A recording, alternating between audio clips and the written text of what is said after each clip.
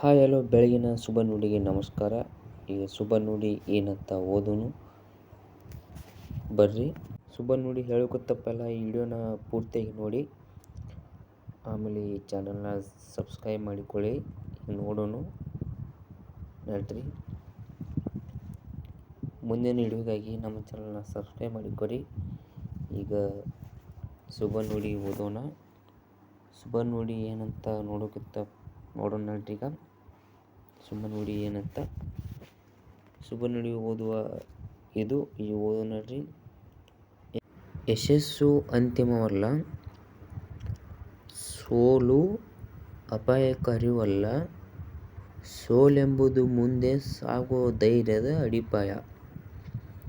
ಇದರ ಅರ್ಥ ನಿಮಗೇನಾದ್ರು ಗೊತ್ತಿದ್ರೆ ಕೆಳಗೆ ಕಮೆಂಟ್ ಮಾಡಿ.